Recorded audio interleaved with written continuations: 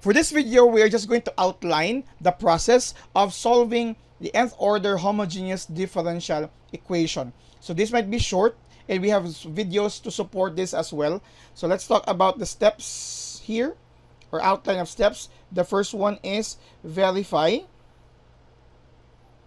if the given is an nth order homogeneous differential equation. Of course, we need to show that if we're going to arrange it in the standard form of linearity, the left-hand side, the right-hand side is where g of x is clearly equal to 0. Because if it's not, then we cannot proceed with the next processes. Now, I just write it here just for us to be guided, because sometimes we miss this one, jumping automatically to the next step without considering if it's really a homogeneous differential equation. The next one here is write in the form of differential operators D. Okay? So we're going to write our given nth order homogeneous differential equation in differential operators. Okay? Yeah, this is actually on differential operators. Okay? We also had a video discussing how to write our equation into a form with differential operators. The third one is write the auxiliary equation.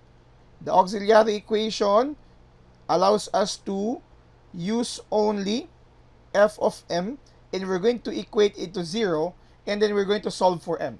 Okay, that's the fourth step here. Solve for m of the auxiliary equation.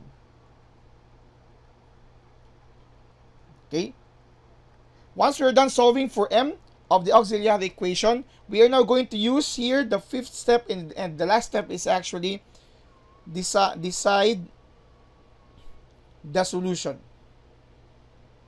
When we say decide the solution, we have actually 4 different ways to write our solution. The first one, and I'm going to write it here, and we're going to talk about this specifically on the next few videos.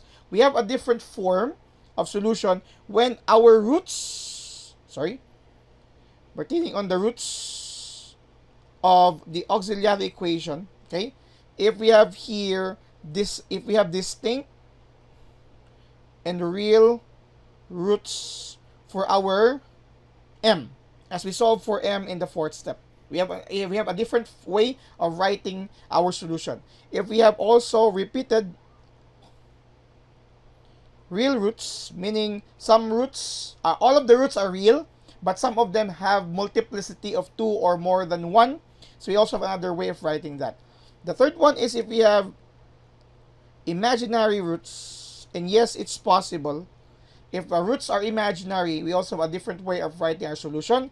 And finally, if we have here repeated imaginary roots. So we have imaginary roots and we have multiplicity for some of them. Okay?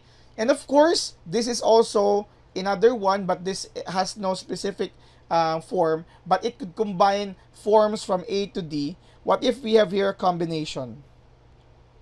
Okay. Say for example, we have distinct real roots and we also have another imaginary root. So we're going to combine the way of writing solutions for these two. Now these all depend on the value of m, the root for our auxiliary equation, which are actually just versions of our already identified given or nth order homogeneous differential equation. So this is the steps that we're going to follow. In the next few videos, we're going to have some examples. But before them, we are going to talk about these forms before we try to solve some homogeneous differential equation. Yes, we have different forms for each of this, and again, for combinations as well. Thank you very much for watching.